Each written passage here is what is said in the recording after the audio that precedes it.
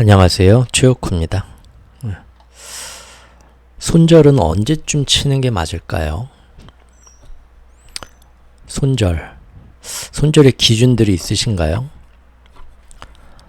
뭐 좀 잘하신다 하는 분들도 보면은 기본적으로 자기의 견해가 뭐 시장의 방향성에 대한 자기의 확신이 있더라도 어느 정도 수준 이상의 자기의 이익을 보전하고 또 어떤 큰 손해를 안 당하기 위해서 경험적으로 시장 안에서 실력이 쌓이면서 나름 자기만의 손절 기준을 갖추고 있다고들 많이들 얘기하시더라고요. 그러면서 진짜 시장에서 중요한 거는 아까워하지 말고 손절 쳐야 할 때 제대로 이렇게 손절을 치는 그런 능력이다 라고들 많이들 얘기를 하셔요. 뭐 여러 사람들 다 손절 치는 기준들은 조금씩 다른 것 같습니다. 근데 보통 보면 대부분 자기가 투자한 원금에서 몇 프로 이상 손해가 나면 주저없이 손절 친다 라는 분들도 있고요. 또 어떤 분들은 자기가 이렇게 추세를 보는데 차트를 봤을 때 이동평균선 자기가 정해놓은 뭐 5일선, 12일선 혹은 뭐 50일선, 뭐 200일선 뭐 이제 자기가 진입한 시점하고 얼마나 어떤 기간을 뭐 중기 투자냐, 뭐 스윙 투자냐, 뭐 단기냐, 장기냐에 따라서 자기 이제 기준선이 다르겠지만 그런 이평선 이제 아래로 내려오게 될 때는 무조건 손절을 치고 상황을 두고 본다라는 사람들도 있고요. 또 자기 나름대로 분석을 해서 그 종목에 대해서 차트상에서 지지선을 그어놓고 그 지지선 이하로 떨어지면 무조건 손절 친다 하는 사람도 있습니다. 다 좋은 방법인 것 같습니다.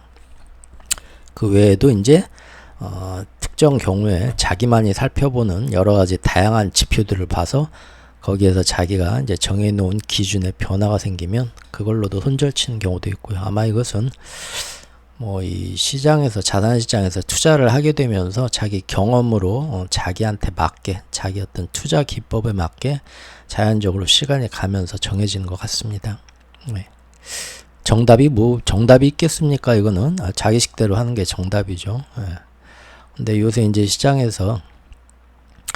이제 과하게 또 오르고 AI의 힘이 전체 지수를 완전히 견인해가고 덕분에 지금 반도체 업황은 바닥인 게 틀림없고 이 바닥이 언제까지 갈지도 잘 모르는데도 AI의 반도체를 GPU를 공급하는 엔비디아의 힘이 너무 커져 버리면서 괜히 그것 때문에 그거와 상관없는 일반적인 메모리 반도체를 파는 회사들도 우리도 좋아지는 거 아냐가 같이 이렇게 덩달아 뛰게 되는 아주 그런 이상한 현상이 지금 또 나타나기 시작했습니다. 근데 분명한 거는 엊그저께 뭐 기사가 하나 나오긴 했는데 보신 분들도 있는지 모르겠지만 지금 미국에서 봤을 때 개인 투자자들은 지금 이 AI 열풍에 올라타지를 못하고 있다고 합니다. 그 매수한 것들을 분석을 했더니 몇 달간 왜 그런가 봤더니 이미 연초에 비해서 지금 넉 달, 5달이 지났잖아요. 근데 미국에서도 그 주식시장에 개인 투자자가 그 참여하는 금액이 거의 한 5분의 1로 줄었답니다. 넉 달, 5달 만에. 그리고 이미 그 양적 긴축과 금리 인상으로 이런 자산시장의 유동성은 계속 작년부터 줄어들었죠. 그래서 실제 팬데믹 기간 동안에는 개인들이 뭐 동학개미, 서학개미 이제 미국에서도 뭐 엄청 전 세계인들이 다 그동안 주식 안 하던 사람들도 다 들어와서 개인 투자자의 비율이 굉장히 높아졌지만 결국 금리를 올리고 긴축 시대가 되면서 유동성이 엄청 줄어들면서 사람들도 이 시장에서 많이 퇴장하게 됐어요. 물가도 오르고 먹고 사는 것도 저축도 해서 준비도 해야 되고 그동안 이제 뭐 재미 본 사람도 있고 앞으로는 재미없다니까 빠져나가는 사람도 있고 더 재미를 보자 하다가 손해를 봐가지고 여기서 끝내야겠다고 나간 사람들도 있고요. 어쨌든 지금 한 3월 달부터 다시 또 이렇게 AI 열풍이 다시 크게 아니죠. 사실은 뭐 금년 초부터죠. 어마어마하게 지금 AI 열풍이 됐는데도 거의 기관 투자자들이 지금 그거를 계속 AI, 특히 엔비디아 같은 거를 매수를 하면서 보유를 늘리고 가격을 띄우고 있는데, 예전에 비하면 개미 투자자들은 그만큼 들어오지를 못하고 거의 대부분 지금 기관 투자자들의 자기들끼리의 게임이랍니다. 왜 그러겠습니까? 아까 제가 말한 뭐 여러 가지 유동성이나 개인들, 개미들의 어떤 사정도 있겠지만, 주변에서 우리가 지금 흔히 보면은 투자하고 싶어도 돈이 없는 경우가 많지 않을까 싶습니다. 그리고 물려있는 사람도 많아요. 여윳돈이 없고 혹은 투자할 만한 자산시장에서 투자할 만한 여윳돈을 따로 한 주머니를 차고 있는 사람도 지금 그 돈이 다 물려있는 사람도 꽤 있다는 거죠. 예.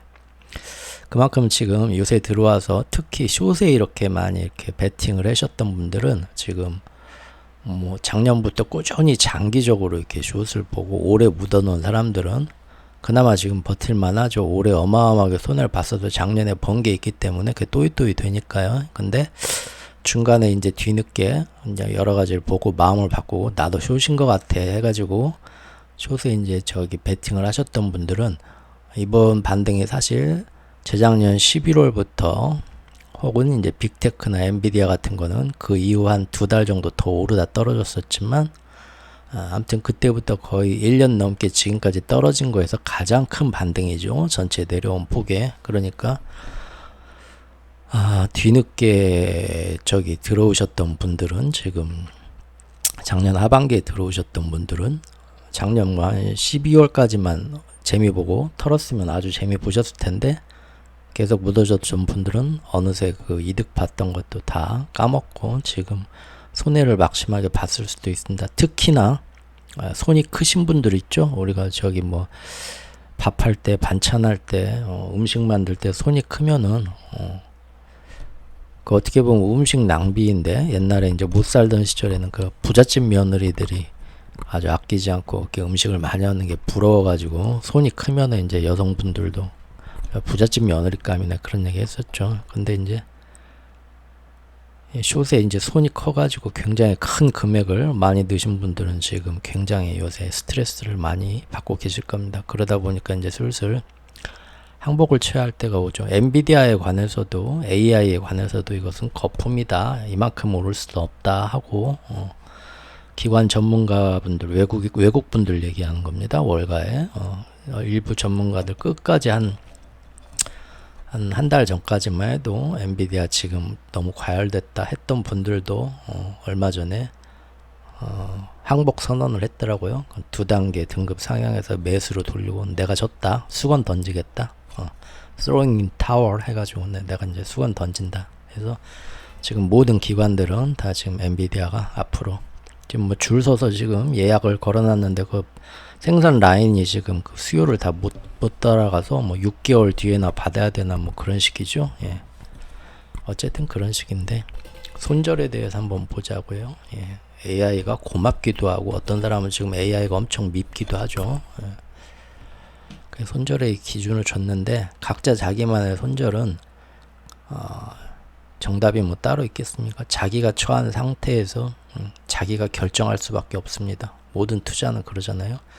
지금 손절 쳐가지고 여기서 더 이상 나중에 몇 달 뒤에 보니까 차라리 그때 손절 치길 잘했지, 그렇게 될지, 아니면 몇 달 뒤에 보니까 야 그때 거기서 내가 조금만 더 참았으면 그나마 이거 반 이상이라도 지금쯤 회복을 했을 텐데, 그렇게 될지, 그거 아무리 사방에 물어보고 다녀도 그거 알려줄 수 있는 사람 누가 있습니까?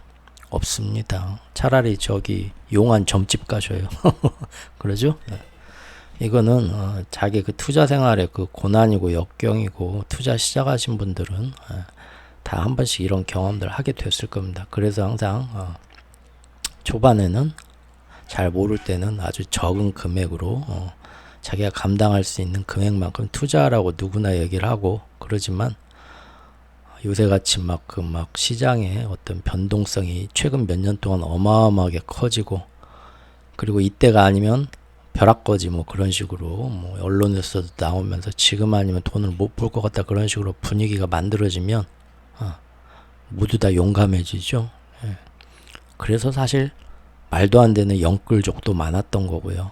그렇잖아요. 예. 그 이제 우리가 그런 시대에 살고 주변에서 자꾸 그런 식으로 펌핑을 하고 바람을 넣으니까 어떤 개인이 거기서 참 자기만의 그 준비 안 된 사람들, 특히 투자판에 들어온 지 얼마 안 된 분들이 거기서 이렇게 자기만의 어떤 절제하기는 사실 힘들었던 상황인 게 사실입니다. 손절은 어떻게 될까요? 뭐 여러 사람의 경우가 있는데 저도 이제 아까 처음에 얘기한 것처럼 손절 치는 유형이 이런 식으로 여러 가지가 있는데 또 다른 한 가지의 경우를 오늘 한번 들려드릴까 합니다. 이게 정답이란 건 절대 아닙니다. 이런 유형도 있고 저런 유형도 있다. 근데 한번 들어보시고 이런 것들을 참고해서 결국은 자기가 정해야 됩니다. 자기 스타일과 자기 모습, 자기의 어떤 그 마음가짐 그런 거를 보고요. 사람마다 다 경우가 틀리니까요. 그러기 위해서 여러 가지 경우를 들어보시고 참고하는 게 좋지 않을까 싶습니다. 그렇지 않고 계속 또 뭐가 정답이야, 뭐가 정답이야. 잘하는 사람들은 어떻게 하고 있어? 쫓아다녀봤자 결국 수업료 내는 기간만 길어지는 겁니다. 재수하고 삼수하고 하는 거죠, 학원에서. 자, 오늘 들려드릴 경우를 한번 잘 들어보시죠. 일단 재미있는 우화를 하나 들려드리겠습니다. 우화. 여자분을 한번 제가 가상의 인물 최옥순이라는 가상의 인물을 한번 제가 설정을 해봤는데요. 행여나 여기에 대해서 뭐 여성 비하나 그런 어떤 게 있는 건 절대 아닙니다. 예, 그냥 어떻게 보면 저의 이야기예요. 저의 이야기인데 뭐 이렇게 평생 이렇게 남들한테 어떻게 인기를 뭐 주목을 한 번도 못 받고 인기도 없이 그런 인생을 살았기 때문에 그 모든 사람들이 다 이렇게 야, 걔 뭐하냐 전화해서 술 한잔 하는데 걔 좀 나오라고 해봐. 걔는 요새 어떻게 지낸대? 모든 사람들이 궁금해하고 한 번씩 얼굴이나 봤으면 하는 그런 인기 있는 아주 미모가 뛰어난 여성 그런 사람은 참 부럽기도 해서 제가 한번 그런 가상의 인물을 세워봤습니다. 최옥순 씨. 최옥순 씨는 아주 그 외모가 매력적이고 멋지신 분이지만 하지만 참 그 미인들도 나름 고민이 있죠. 이분도 나름 그 인생에 있어 가지고 참 스스로 안타까워하는 부분이 하나 있었습니다. 그것은 바로 사랑이었습니다. 여러 번 사랑에 실패했거든요. 한번 얘기를 들어보시죠. 자, 최옥순 씨는 젊은 시절에 소개팅이나 선을 통해서 여러 남자를 만났어요. 일찌감치 결혼을 하고 싶어서. 근데 그때마다 정해놓은 기준이 있었습니다. 이제 최옥순 씨도 어느 정도 자기한테 좀 외모에 자신은 있었으니까요. 그래서 대충 자기가 정해놓은 기준인데 그게 뭐였냐면 직업은 약사나 최소 약사나 교사 이상은 돼야 되고 키는 아무래도 최옥순 씨가 키가 거의 좀 크신 분이니까 남자 키는 한 175 이상 정도 쓰면 했고요. 최소한. 예. 그리고 이제 남성분의 그 부모님이 사시는 거주지는 최소 이제 몇 군데 이렇게 정해놨죠. 강남구부터 해서 한 이 정도 어떤 동네에 입성해서 사는 분이면 좋겠다.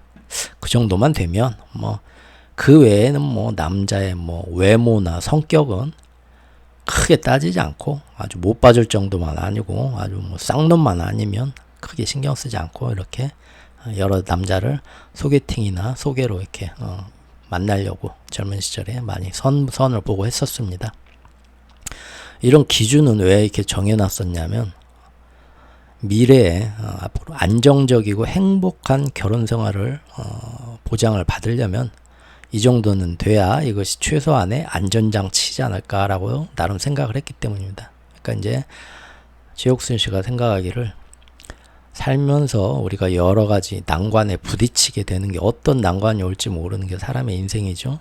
근데 그때마다 만약에 힘든 일이 오겠지만 최소한의 경제적인 안전장치가 보장되어 있는 그런 환경이라면 다른 이제 힘든 상황이 와도 그 정도 이제 어떤 그 완충제가 있다면 완충제가 있다면 얼마든지 서로가 이해와 타협과 노력을 통해서 서로 협력을 해서 배우자와 그런 상황들을 극복할 수 있을 거다. 그런데 이런 어느 정도의 경제적 자기가 생각하는 기준이죠. 아까 얘기한 그런 안전장치가 보장이 안 되면 충분히 해결할 수 있는 작은 갈등과 난관이 닥쳐도 얼마든지 결혼 생활에 그 생활고 때문에 더 큰 금이 갈 거고, 결국은 심리적으로도 결혼 생활과 인생을 유지해 나가는 데 있어서 매번 쓸데없는 마음고생이 더 심해질 거다라고 제가 생각을 했기 때문에 그런 기준을 정한 거였어요. 그러니까 뭐 이 여자분을 속물이라고 욕하시면 안 됩니다.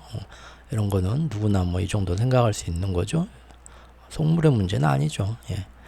그런데 사실 그녀가 근데 이런 아까 말한 그런 기준, 지금 자기가 생각한 거 이렇게 경제적 안전장치가 이 정도 보장되면 틀림없이 사는 데는 나을 거다. 어떤 난관이 와도 이런 거 인생의 교훈을 아직 이분이 직접 살면서 체험해 본 것은 아니에요. 그렇죠. 아직 자기가 뭐 결혼하고 뭐 인생 오래 살아본 그런 나이는 아니니까요. 다만 그녀가 살아오는 그 젊은 시절, 어린 시절의 인생과 성장기에서 그녀 주변에서 가장 영향력 있는 누군가가 그런 얘기를 했고, 그것이 그녀의 이런 가치관을 형성하는데 많은 영향을 끼쳤을 뿐입니다.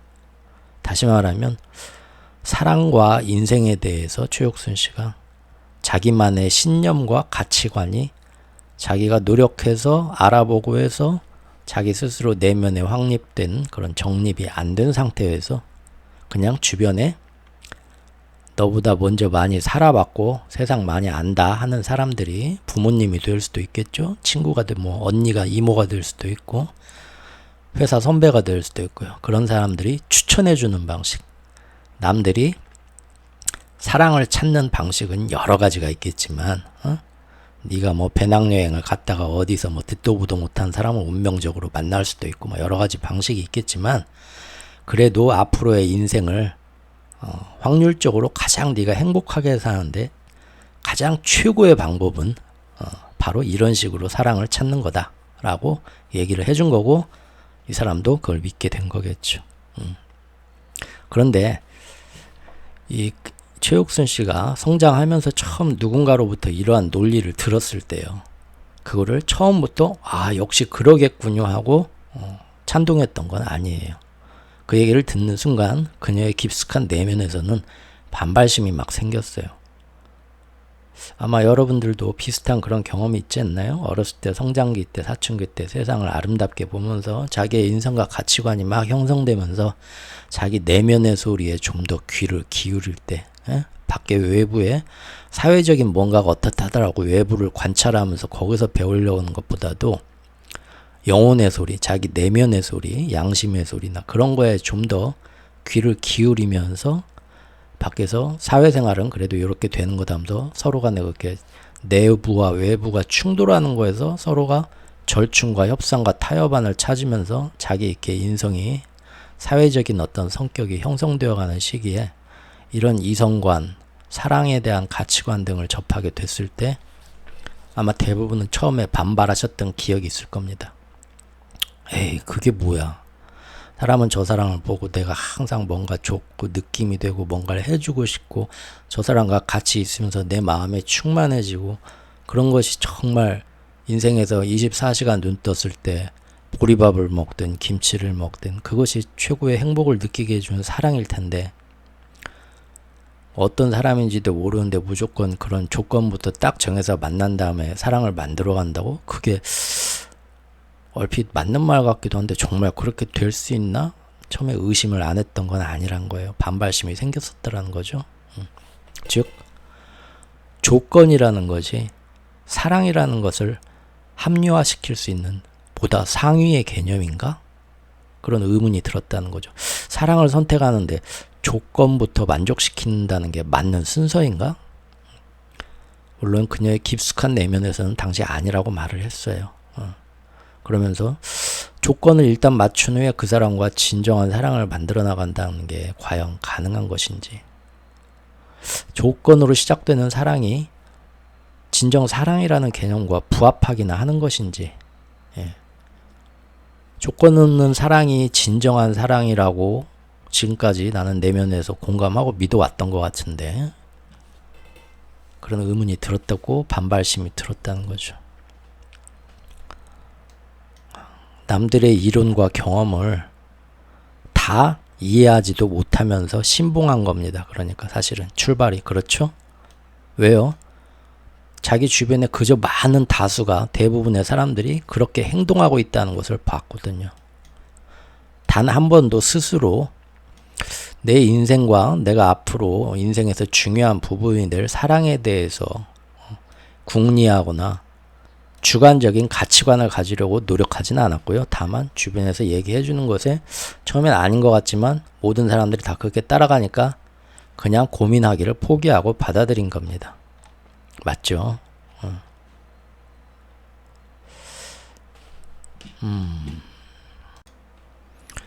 뜬금없이 최옥순 씨 얘기를 했는데 잠깐 다시 손절 얘기로 돌아와 볼까요?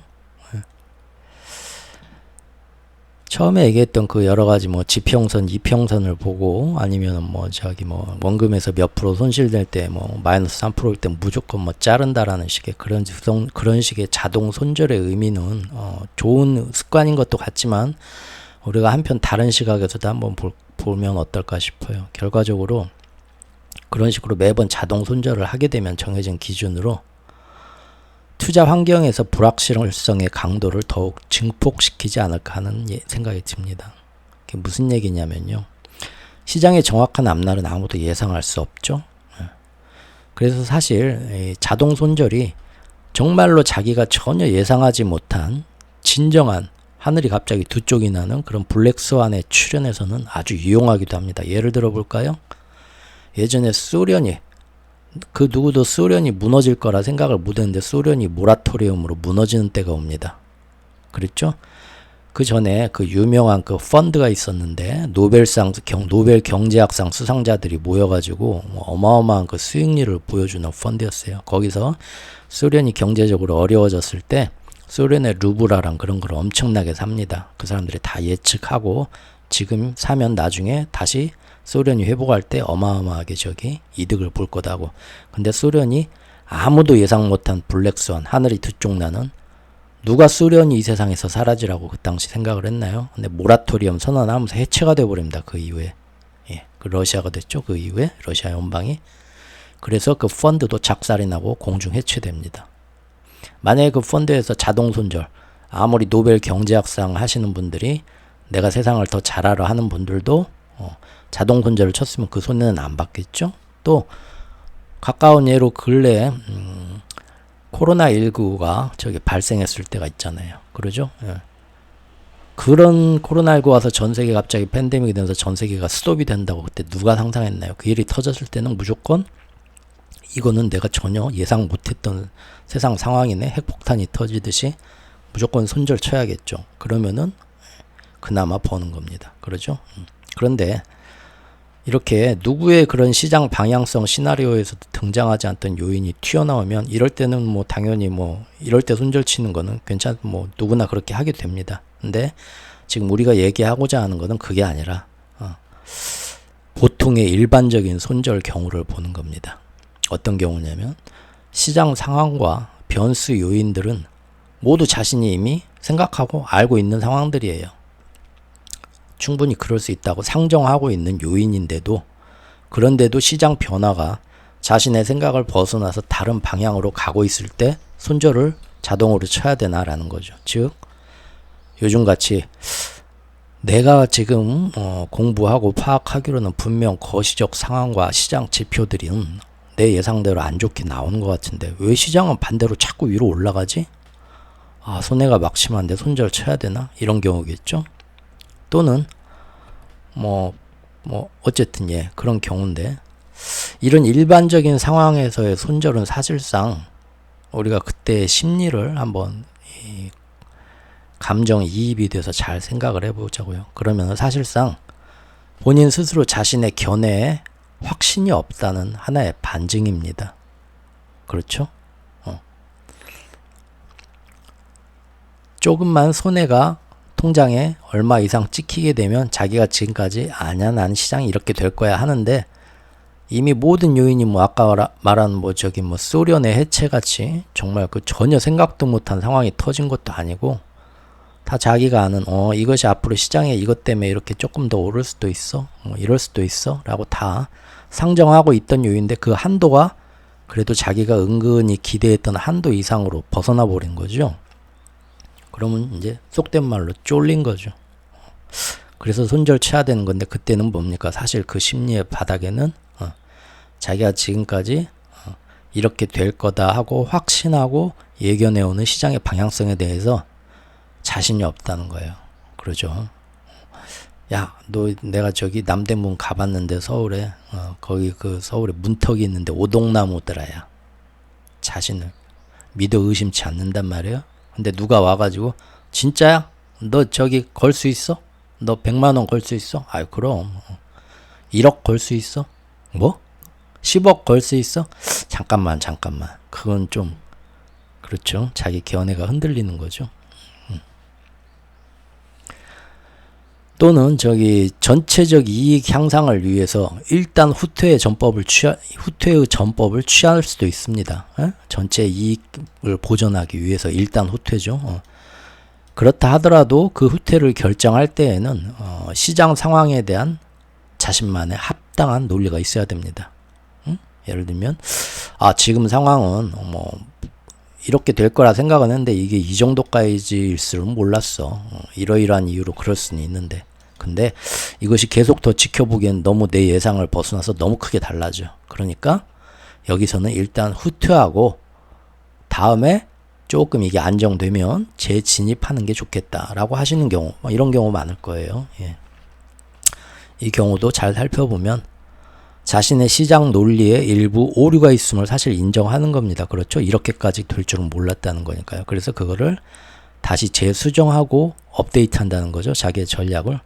이거는 괜찮고 이건 역시도 괜찮고 건설적인 방향이라고 봅니다. 여기서 자신의 논리를 조금 수정하고 뒤집는 것에 대해서 죄책감을 느낄 필요는 없다고 봅니다. 이거 뭐 자기가 뭐 신이 아닌데 어쩔 수 없죠. 사실 앞날을 그대로 자기 생각대로 예언하고 맞출 수 있다는 그런 오만감과 자기의 그 주장을 지금까지 이렇게 견지를 한데 이걸 여기서 틀린 것 같아 인정하고 조금 수정할 때 오게 되는 스스로에 대한 그런 자괴감 두려워해가지고 불필요한 허세와 고집을 피우는 것이 사실은 자기 영혼에 더 죄책감을 느껴야 하는 일이 아닌가 싶어요. 그러니까 뭐 이런 건 상관이 없습니다. 그런데 이런 경우가 있더라. 손절이 병이 되는 경우가 있어요. 병. 근데 사실 이런 경우가 많은 것 같습니다. 주변에 보면 무슨 얘기냐면 이처럼 자신만의 주관적 시장 분석이 사실상 조금의 난관만 닥쳐오고 자기가 예상했던 거에서 조금만 어떤 시장의 방향이 벗어나게 되면 아무 이유 없이 스스로 자기를 다시 한번 또 의심하고 확신이 없어갖고 이랬다 저랬다 돈이 이제 조금씩 뭐 몇백만 원씩 위아래로 왔다 갔다 해도 막 내가 며칠 전까지 이렇게 100% 확신인데 갑자기 아닌가벼 하는 거죠. 그러면서 자동으로 손절치게 되는 경우죠. 그게 아니고 세상 일 어찌 될지 모르니까 무조건 몇 프로 이상 빠질 땐 손절 쳐야지 하고 자동으로 걸어놓는 경우도 있죠. 근데 이 자동으로 걸어놓는 이런 경우가 오래되게 되면 계속 이런 게 반복되게 되면 어떤 일이 생기냐면 이것이 병이 됩니다. 그때 자기 확신을 계속 부정하게 되는 거거든요. 즉 시장에 스스로의 확신이나 논리가 없이 사실은 그냥 덤벼들었다는 얘기입니다. 즉 남의 얘기만 듣고 투자했다는 거죠. 그런 조금만 어떤 손해가 나도 사실은 자동 손절을 걸어놔야겠다. 아니면 이런 경우는 일단 후퇴하고 나중에 봐야겠다라는 건 뭐냐면은 시장이 이런 방향으로 갈 거다라는 거를 자기가 공부하고 시장이 조금 어긋나도 이게 왜 지금 이렇게 어긋나냐면 시장은 이렇게 갈 건데 요것이 나왔기 때문에 이만큼 어긋난 건데 그런다 해도 결국은 이거는 자기가 이렇게 스스로 그거를 다 설명을 하고 왜 그렇게 어긋났는가에 대해서 다 스스로 자기 자신을 다시 설득시킬 수 있을 정도로 시장에 대한 자기의 주관이 있어야 돼요. 그런데 대부분 그런 스스로의 확신이나 논리가 없이 남의 얘기 듣고 그럴싸해서 덤벼들었다는 겁니다. 그래서 이렇게 손절을 걸어놓는 경우가 제가 볼 땐 더 많은 것 같아요. 물론 개인 의견입니다. 예. 그런데 이것이 사실 잘 생각해 보면 매일 요새 뉴스에 나오는 주식이나 투자 사기 사건들과 대동소이한 경우입니다. 아이 무슨 얘기야, 나는 그런 사람이 아닌데 하는데, 가만히 보면 뭐 요새 장안의 화제인 뭐 미스터 라시나 뭐 그런 뭐 임창정 씨도 뭐 거기 뭐 연관이 되어 있다고 하고 하지만, 그런 것처럼 난 잘 모르는데 제가 대단해, 그래서 그 사람 믿고 넣는 거하고 거의 사실은 비슷하다고 봐요. 자기 돈 남한테 맡기는 거고. 그렇죠. 예. 즉 시장에 대한 자신만의 내재화된 분석과 가치관이 형성되지 않았다는 얘기죠. 이것은 사실상 아까 최옥순 씨가 처음 사랑에 대한 그런, 이건 아닌 것 같은데, 자기만의 어떤 사랑에 대한 가치관을 자기 경험과 사람들을 만나고 하면서 사람 보는 눈도 생기고, 정말로 이런 조건을 남들이 정해준 조건이 아니라 내가 보는 조건은 나는 사랑에 대해서, 인생에 대해서 이런 조건을 상대해서도 봐야겠다라고, 자기가 정한 조건이 아니고 모든 사람들이 다 저 사람 대단한 투자자인데 저 사람이 하는 말 듣고 따라가야지. 대단하신 분이야. 뭐 막 언론에서 띄워주고 하니까 지금 뭐 젊은이들 저축하지 말고 전세금을 빼서라도 지금 주식을 사야 될 때입니다. 그렇구나. 그렇죠? 근데 주변에 모든 사람들이 다 그 사람 말이 맞다고 하잖아요. KBS, MBC, SBS, 뭐 유튜브 다 나와서 따라가는 거죠. 그런데 어느 순간 그 일이 잘 안 되게 되면 그 사람은 어디로 갑니까? 사라져 버려요. 그리고 한 2년 있다 나오더만요. 2년 있다 쩌제 다시 나와가지고 또 시작하던데, 그런 일들이 비일비재하거든요. 즉 투자하기에 앞서서 혹은 우연히 뭐가 좋대더라고 주식시장에 발을 들여놓고 투자를 시작하게 되었더라도 대부분 그 초심자의 운이라고 하죠. 포커판이나 똑같죠. 화투판이나 도박판하고 똑같습니다. 사실 투자인지 투기인지 그럴듯하게 포장을 하지만 가만히 있어 보면 주식판도 투자 투기 아무 차이가 없습니다. 예. 제가 맨날 저기 뭐 공매도 치고 뭐 하고 하면서 단타적인 뭐 그런 식으로 저기 보는 것이 그게 투자입니까 사실? 근데 그거를 큰 뭐 어마어마한 규모의 헤지 펀드들도 다 하고 있잖아요. 투자 투기 말만 좋지 그걸로 지금 뭐 자기가 대단한 어떤 자본주의 시장에서 투기가 아닌 투자를 하고 있다 그렇게 스스로 위로하는 것도 사실은 큰 의미가 없는 것 같은데요. 어쨌든 그 초심자의 운이 다하게 되면 거의 대부분 열의 9은 초반에 시장에 대해서 수업료들을 내게 됩니다. 대부분 이런 내재화된 분석과 가치관이 형성이 안 된 상태에서 남의 말 듣고 시작을 해서 대부분 어쩔 수 없이 그렇게 됩니다. 그런데 초반에 수업료 이렇게 내는 건 어쩔 수 없는 과정이라고 해도 의외로요, 아주 많은 대다수의 사람들이 투자 인생 몇십 년이 흘러도요, 끝까지 이렇게 스스로 공부하고 스스로 자기의 시장을 보는 뷰를 키우려고 시간과 노력을 투자하지 않습니다. 계속 이번에는 운이 없었네, 다음에는 또 누구 얘기를 들어보고 그럴듯한 사람, 내 마음에 맞는 사람을 찾을까, 그 다음에 또 뭡니까? 예. 어디에 들어가 볼까, 뭘 할까. 그래서 돈을 따면 역시 좋네 했다가 또 잃을 때는 또 잃고, 이게 뭡니까? 결국은 저기 저기 카지노 같은 데 가면 확 땡기는 거 있잖아요. 땡겨서 이건 순전히 뭐 머리 쓸 필요도 없죠. 그래서 뒤집어 까가지고 뭐 3개 뭐 나오면은 돈 받고, 아니면 먹고, 돈 놓고 돈 먹기. 투자가 아니라 투기도 아니고 도박이 되는 겁니다. 결국은 아는 체는 많이 해도 몇십 년 거기서 도박하고 있는 것과 큰 차이가 없죠.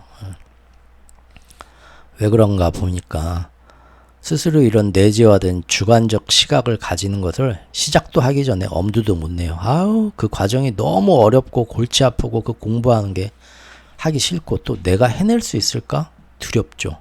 나 낮에 하는 일도 많은데 언제 시간 쪼개서 이걸 다 해. 그런 것도 있고요. 근데 이제 가만히 보면 근데 주위에 많은 사람들이 의외로 굉장히 쉽게 투자를 시작하죠. 뉴스 같은 거 보고요. 그리고 그렇게 스스로 공부할 필요도 없고 가만히 보면 주변에 소위 정말 하늘의 별보다도 많은 전문가라는 사람들이 나와서 다 그들의 노하우를 공개하고 쉬운 길을 알려주죠. 또 주변의 친구들도 그러한 전문가들 말만 듣고 따라하면서 쉽게 돈을 버는 것 같고요. 그죠? 이게 투자 환경이 좋을 때는 이런 식의 접근이 좋은 투자 경험을 실제로 가져다 줍니다. 그러면은 더 믿게 되죠. 아, 이러한 방법이 가장 효율적인 방법이야 라고 믿게 되죠. 그래서 그런 것이 몇 번 겹쳐갖고 자기 딱 통장에 플러스 얼마 되면은 그때부터는 자기도 나 혹시 여기에 천부적인 소질이 있나? 남들이 하는 말 이제 귀에 안 들어오죠. 자기가 세상에서 제일 전문가 되는 거죠. 그런데 투자 환경이 안 좋아지고 이러한 전문가들의 방법이 모두 실패하게 될 때가 바로 그때가 문제입니다. 이때 이런 어려운 상황이 왔을 때 이런 것까지 다 자기가 염두에 둔 자신만의 이론이나 시각이 없기 때문에 이러한 경우에 대처 매뉴얼이 대부분 없어요. 그러면 예전에 자기 처음 투자판에 끌어들였던 그 사람 유튜브 찾아가겠죠? 닫혀 있습니다. 없습니다. 그 사람 거기. 이런 식으로 되거든요. 또는 과거 이제 투자 실패 경험 때 느꼈던 고난이 두려워가지고 아무리 시장 앞날에 대한 주관이 확고하더라도 자기가 예전에 크게 손해봤던 정말 무서웠던 경험이 있거든요. 그때 진짜 마음고생 엄청나게 했거든요. 한 1년 동안. 그래서 이번에는 아무리 자기가 공부 많이 하고 시장 앞날에 대한 주관이 확고하더라도 일정 손해 이상이 나면 무조건 손절치는 사람들도 있습니다. 그렇죠? 사실 이것은 굉장히 겸손하고 삶을 대하는데 투자판을 대하는데 일견 똑똑해 보이고 현명해 보이기도 합니다. 그런데 이런 것들도 이런 유형들도 시간이 지날수록 이런 것이 큰 의미가 없다는 걸 대부분 깨닫게 된다고 봅니다.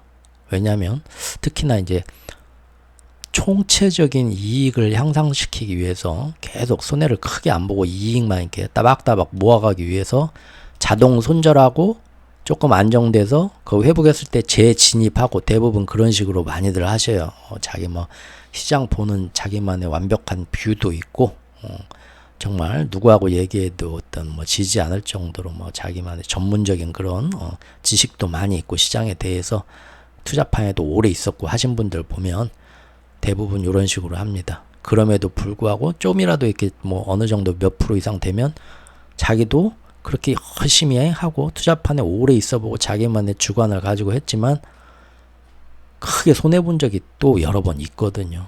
사람이다 보니까. 그러니까 아까 얘기한 것처럼 몇 프로 이상 혹은 이평선에서 조금만 어느 정도 벗어나면 일단 거기서 찾습니다. 손절하고. 그리고 다시 거기에서 더 이상 안 떨어지고 다시 올라가는 게 보이되면 어느 순간에 또 재진입하고 그런 식으로 하는 분들 꽤 있습니다. 예. 그런데 이게 문제가 뭐냐면 물론 이제 그 사람들의 문제는 아니고 제가 이제 옆에서 이제 냉정하게 봤을 때 저러면 좀 이런 게 문제 같은데 느꼈다는 거예요. 개인적인 거란 거예요. 어떤 경우가 있냐면 그런 기계적인 손절을 자기 마침 자신이 딱 그런 또 모습이 살짝 떨어지는 모습이 보이고 자기가 손절 라인에 와서 손절을 딱 쳤는데 그 다음날 그 선물 시장부터 해서 갭으로 어마어마한 폭등이 따라오게 되는 경우가 있습니다. 예를 들면 엔비디아에 남들이 다 엔비디아도 여기가 끝물이야 했는데 너무 많이 올랐어 하는데 아니야 내가 볼 때는 엔비디아가 여기서 해가지고 조금 더 앞으로 AI 때문에 하반기까지는 몰라도 몇 달은 더 크게 또 더 오를 것 같아. 그래서 조금씩 또 엔비디아가 조금씩 떨어진다 분할로 계속 더 샀습니다. 이분은. 그래서 한 달, 두 달 엔비디아가 계속 오르는 거예요. 근데 얼마 전에 이렇게 조금 떨어지는 거예요. 다시. 그래서 요새 많이 이렇게 지금까지 분할로 한 대여섯 개 사가서 얼만큼 샀는데 거의 지금 끝자락에 온 것 같아요. 상승에. 이분 시장 공부 되게 열심히 한 사람이죠. 조금 이 정도 떨어졌으니까 일단 여기서 손절이 아니라 이익 실현, 차익 실현 그러죠. 쭉 했으니까 여기서 일단 한번 찾자. 그리고 여기서 계속해서 이 전고점을 저번 전고점 딱 와가지고 여기서 힘을 못 쓰고 있더라 이거죠. 그래서 전부 찾습니다. 이 전고점을 딱 뚫어서 올라가는 게 보이는 순간 그때 다시 재진입해야겠다 하는 거죠. 많이들 하시는 방법이죠. 근데 어떻게 됐습니까? 그 다음날 엔비디아가 갭으로 선물 시장부터 시작을 해가지고 25%를 폭등을 해봅니다. 대단하죠? 뒤에 25% 올라왔는데 이분이 들어갈 수가 있겠어요? 겁나서 못 들어갑니다. 대부분. 그 다음날 들어가서도 뭐 2% 먹고 말았죠. 거기서 떨어지면은 잘못하면 지금까지 2달, 석 달 동안 분할로 열심히 해서 먹은 걸 그대로 하루 이틀 만에 토해낼 수도 있거든요. 못 들어가죠. 그런데 그 하루 만에 25% 들어간 걸 보면 이제 별 생각이 다 들겠죠. 내가 지금까지 엔비디아 공부 하나도 안 하고 안 들어가다가 뉴스만 보고 지금 엔비디아 어마어마하게 좋을 때래 사볼까 해가지고 여윳돈이 있어갖고 그때 한 돈 많은 사람들이 돈 1,000만 원 그 전날 넣어놨는데 하루 만에 25% 먹은 사람도 실제 있는지 모르겠지만 이제 그런 것만 자꾸 머릿속에 떠오르는 거죠. 내가 그렇게 열심히 해서 먹은 돈보다 아무 공부도 안 하는 어제 운 좋은 놈이 더 먹었네. 기분이 막 어마어마한 스트레스를 받죠. 실제 캐시우드 누님이 아크인베스트의 캐시우드 누님이 얼마 전에 기사를 보니까 엔비디아 그런 식으로 매수를 해왔다가 분할 매수해왔다가 그 정고점 바로 밑에서 깔짝깔짝 될 때 엄청 팔았답니다. 거의 다 판 것 같아요. 아마 지금 제가 얘기한 이런 이론 논리대로 팔았을 겁니다. 그 다음날 25% 폭등한 걸 놓친 거죠. 물론 제가 감히 캐시우드 누님을 깔 수는 없습니다. 그분 사시는 집이 저 같은 저기 서민이 가면 그 대문에서 현관까지 못 찾아가죠. 그 119 조난신호 보내야죠. 대단하신 뭐 그런 분들하고 제가 감히 그분을 깔 수는 없는 건데 어쨌든 이런 경우가 있다는 겁니다. 근데 실제 이 개미 투자자분들 보면 이런 식으로 마침 자신이 익절하거나 손절 친 이후에 큰 폭등이 따라오게 되는데 그거를 몇 번 놓치는 거를 보게 되면 뒤늦게 자기보다 전혀 공부 안 한 사람들이 와서 이런 식으로 소문에 들어온 뜻내기들이 갑자기 더 큰 수익을 내는 거 볼 때 큰 스트레스를 받더라 이거죠. 근데 이런 일이 꼭 한 번만 생기는 게 아니라 꼭 한두 번씩 더 생기거든요. 저도 예전에 뭐 국내 주식은 거의 안 하는데요. 국내 주식은 공부도 안 하고 하지도 않습니다. 저는. 그런데 종목도 모르고. 근데 뭐 재미로 한번 그 당시에 저기 여윳돈이 좀 생겨가지고요. 정말 순전히 재미로 뭐 여름 휴가 한번 간다는 느낌으로 재작년이었나 그때 그 대선 하기 전에 이재명 씨가 그 선거법 위반 그 최종 그 재판 배심 뭐 어떻게 그 결정이 나는 날 있었어요. 그 전날 그냥 그 관련주 하나 샀습니다. 재밌어서. 근데 거기서 무죄 판결이 나면서 그 다음날 짭짤하게 뭐 상단가 뭐 그런 거 한번 먹고 나온 적이 있어요. 단타로. 그러면은 거기에 대해서 몇 년 전부터 공부하고 투자하신 분들도 제가 하루 만에 운이 좋아 더 벌었을 수도 있겠죠. 그런 거 몇 번 놓치면 이게 속병이 된다는 겁니다. 그래서 이런 거를 몇 번 대부분 거치게 되면요. 계속 자신의 견해를 고수하면서 장기 투자를 하는 거다고요. 어떤 일이 있어도 나는 내 견해가 있으니까 그대로 장기 투자할 거야 하는 거하고 그런데 중간중간에 예전에 큰 손해를 그러다가 본 적이 있으니까 뜨끔해서 무조건 손해를 최소화하기 위해서 기술적인 안전장치로서 자동적으로 어느 정도 이상 내려가면 손절하게 되는 것을 병행하는 것에 대해서 자기 스스로는 이게 이상적인 방법이라서 했는데 아까 이런 식으로 뒤통수 맞는 게 몇 번 되게 되면 이거를 자기도 이제 조금씩 바꿉니다. 그 놓친 것에 대한 그 안타까움이 사무치게 돼서 이 자동 손절 치는 이 계산을 자꾸 수식을 자기가 바꿔요. 공식을. 이 다음에 왔을 때 이런 데 왔을 땐 속이 좀 덜 짜게 이제는 몇 퍼센트 썼는데 이러이러한 경우일 때는 몇 퍼센트를 조금 이 어떤 특정 이런 경우인 다른 종목에서는 요거를 이렇게 해서 이득도 최대한 안 놓치게 해볼까? 매번 하는 일이 그런 이제 자기만의 그 전술적인 그런 매수 매도 원칙을 계속 업데이트하고 수정하는데 시간 다 보냅니다. 그런 경우가 많이 보여요. 저도 예전에 뭐 그랬던 적이 있고요. 그래서 오해하실 수 있는데 그런다고 해서 제가 굉장히 투자 고수라는 거 절대 아닙니다. 그냥 일반적인 초보 투자하시는 여러분들하고 저하고 똑같은 경우입니다. 서로 이렇게 이런 경우를 얘기를 해보는 거죠. 그래서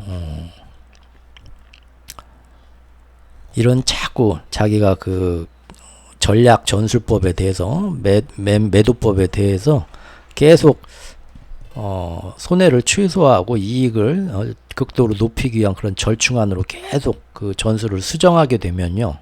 시간이 갈수록 이런 일이 여러 번 되면 결국에는 이것도 저것도 아니게 됩니다. 100%.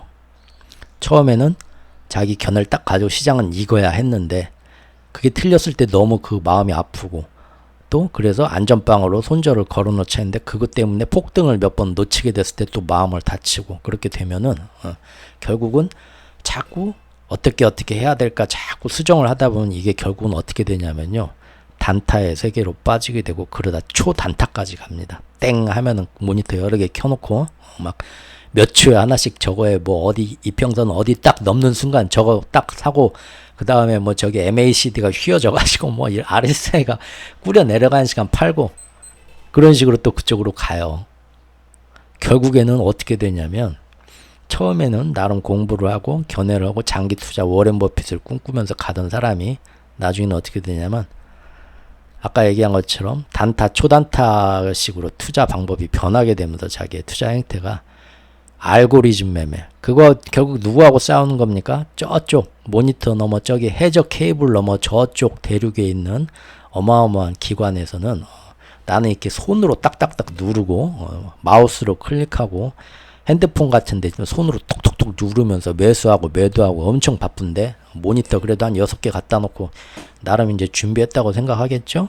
그런데 저 바다 건너에서는 저랑 이제 돈 놓고 돈 먹기 도박판에 들어온 사람들은 알고리즘 매매, 프로그램 매매, 물론 이제 나도 막 그런 식으로 매크로 짜놓는 분들도 있습니다. 자동 프로그램 매매되게. 그런데 이제 저쪽은 또 최신 AI로 막 들고 오죠.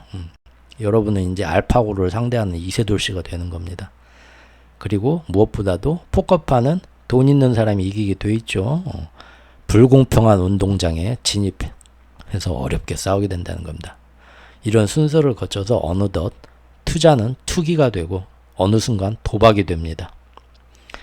하루 종일 모니터 앞에서 시간을 보내게 되고요. 차트의 모습에 굉장히 예민하게 열중하게 되면서 애초에 목적이 무엇이었는지 잊어버리고 그것과 상반된 삶을 살게 됩니다. 애초의 목적은 뭐였을까요?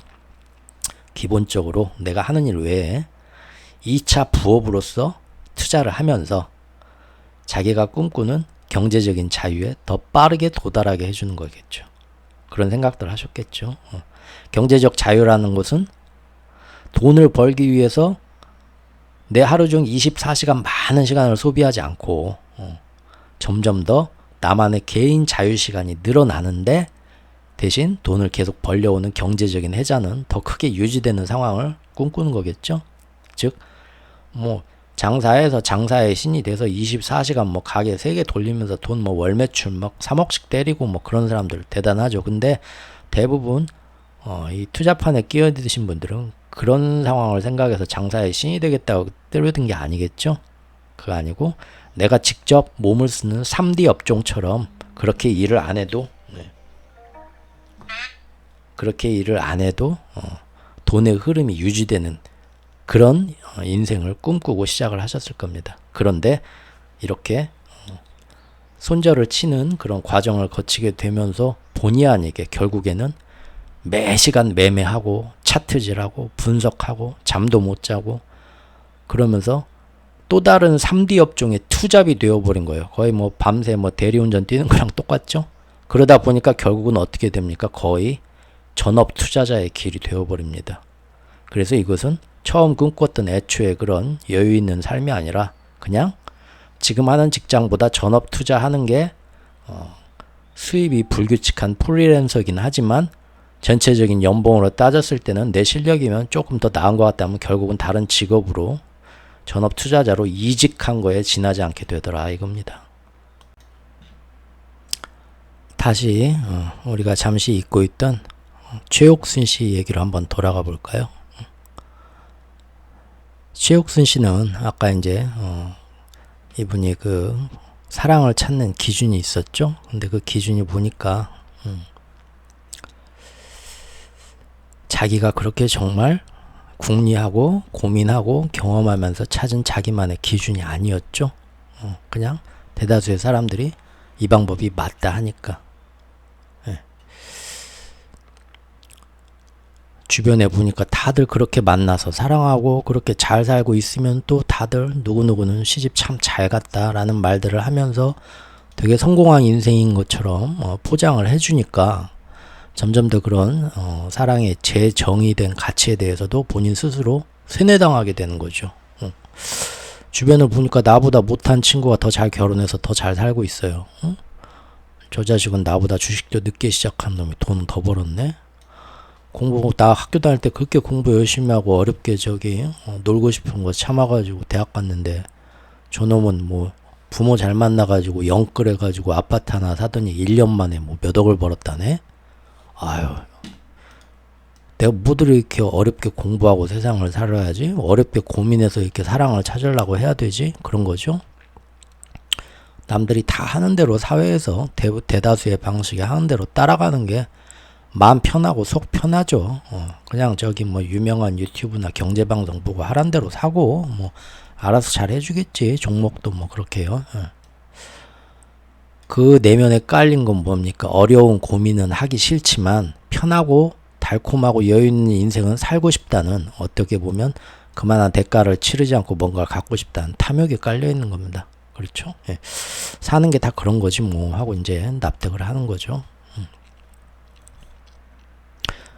근데 가만히 생각해보면 정말로 최옥순 씨가 생각하기에 아직도 이런 것이 진짜 자신이 찾아야 할 사랑의 길인가? 혹은 그런 상대하고 이제 자기가 마음에 드는 조건의 상대와 만나 결혼까지 하게 되더라도 정말 자신이 진정 그 이후의 결혼 생활에서 이 사람과 본인이 만족할 만한 사랑이라는 확신을 자꾸 자기가 스스로 만들어가면서 살 수 있을지. 아니요, 뭐 어차피 뭐 세상 인생이 뭐 사랑만 따먹고 사는 건가? 그러니까 뭐 대충 그렇게 무난하게 정 붙여서 잘 살게 되더라도 다들 뭐 그런 식으로 사는 사람 많죠. 그러니까 뭐 굳이 뭐 사랑에 대해서 뭐 난 사랑 없으면 죽는 그런 여자야 뭐 그런 것도 아니고. 그런데 사람마다 이제 다 입맛이 다르잖아요. 그것처럼 자기가 그렇게 살아서 노년에 이르렀을 때, 아, 이것이 정말 내 자신이 원하던 좋은 사랑이었다라고 말할 수 있을까라는 것도 확신하진 못하죠. 이 방법이 정말로 행복한 삶을 이루는 최선의 방법인지 항상 자신 스스로도 자기 내면에 물음표를 던지고 있었던 거예요. 최옥순 씨는. 모든 사람이 다 그렇다는 건 아닙니다. 예. 그리고 실제로 이제 살면서 그런 어려운 상황이 닥치게 되면 막상 이렇게 뭐 힘들어가지고 이럴 때는 어떻게 해야 되죠? 그 주변에 조언을 구해주면 이런 식의 사랑 찾기가 최고다 했던 사람들도 실제로 아무 도움을 주지 못합니다. 자신한테. 그렇죠? 그리고 이런 사람들이 이렇게 사랑을 최소 이 정도 자격이 되고 이 정도 조건이 되는 사람과 사는 게 네가 그래도 사는데 큰 문제가 없어 라고 말하지만 그 사람들의 경험은 몇십 년 전에 자기들이 살았던 경험이죠. 지금은 세상이 변했는데 너무 틀린, 굉장히 오래되고 시대를 못 따라가는 그 사람들의 경험에서 나온 데이터란 말이에요. 실제로 우리나라는요, 제가 들어보니까 이미 우리나라의 이혼율이 97년도 IMF 이후로요, 전 세계에서 미국의 이후 3위를 그때 차지한 적이 있고 그 이후로 지금까지 줄곧 아시아에서 1, 2위를 한 번도 안 놓치고 계속 유지하고 있습니다. 그리고 이혼 전문 변호사들이 말씀하시기를 이혼의 1위 사유가요, 지금 이 최옥순 씨가 걱정했던 것처럼 절대로 경제적 빈곤함이나 생활의 불안전성이 아니라고 합니다. 예. 오히려 그 이제 합의 이혼이 90%, 90%이기 때문에 거기는 이제 가정법원에 가가지고 왜 이혼하게 됐냐 이렇게 해당란에 체크하죠 하면은 거기 뭐 왜 이혼하게 됐나 뭐 거기다 뭐 어마어마하게 거기다 쓸 필요가 없잖아요. 체크만 하면 되는데. 그래서 사람들이 성격 차이에다 제일 많이 체크한답니다. 이게 실제 이혼의 이유는 아니겠죠. 그러니까 현장에서 이제 분쟁이 생겨서 재판까지 가는 그런 그 이혼을 많이 그 변호하신 변호사분들 말씀 들어보면 정말 둘이 뭐 경제적으로 못 살아서가 아니라 오히려 경제적으로 잘 사는데 그 재산의 어떤 그 같이 분할해서 그 재산을 축적하는 과정이나 거기에 대해서 공평하게 배분하는 과정, 오히려 그것 때문에 더 많이 이혼 사유가 된다고 하더라고요. 즉 최선의 길이라고 사회적으로 지지받는 이런 사랑 찾기 방법이 최옥순 씨한테 이미 사실은 최악의 실패율을 가져오게 되는 게 통계적으로 이미 입증이 된 상태예요. 우리나라 그 이혼율을 보면요. 그런데도 사람들은 스스로 바꾸려는 노력을 하지 않죠. 즉 나만은 괜찮을 것이다. 최옥순 씨처럼 투자판에 내가 공부 많이 안 하고 뭐 대충 이 정도면 됐지 뭐 여기서 내가 보니까 옆에 있는 내 친구 기훈이 놈도 나만큼도 모르고 대충 뛰어들어도 돈 벌더만 하고 그래? 근데 주식 다 시작하면 나중에 뭐 10명 중에 뭐 한 8명은 다 손 털고 손해보고 나온다는데 야 누구는 주식 해가지고 돈만 잘 벌더만 뭐 나만은 괜찮을 거야. 나는 아닐 거야. 다 우주의 중심은 자기니까요. 그렇게 들어간다는 거죠. 어쨌든 최옥순 씨의 경우에는 운이 없어가지고요. 그런 식으로 여러 사람을 20대, 30대 초반까지 소개로 만나고 연애도 했는데 운이 없어서 그게 서로 잘 이어지지를 못했다고 합니다. 근데 이것들이 계속 지속되니까 어떻게 되냐면요. 점점 그녀의 가슴에 상처가 남았어요. 즉 스스로에 대한 자존감이 계속 떨어지게 됐어요. 자꾸 이렇게 뭐가 잘 안 되니까요. 그럴수록 그런 방어 기전이 생기기 때문에 최옥순 씨도 그럴수록 점점 더 상대방의 가치를 조건으로만 매기게 되었습니다. 저 녀석이 나보다 조금 조건이 좋아서 나를 조금 아래로 보니까 감히 나를 찾네. 자꾸 그런 자괴감이 더 드는 거죠. 그래서 자기도 점점 더 네가 어느 정도 뭐 얼마나 잘났길래 그러냐고 그 사람의 그런 조건을 점점 더 세세하게 더 꼼꼼하게 따지게 되고 그러더란 거죠.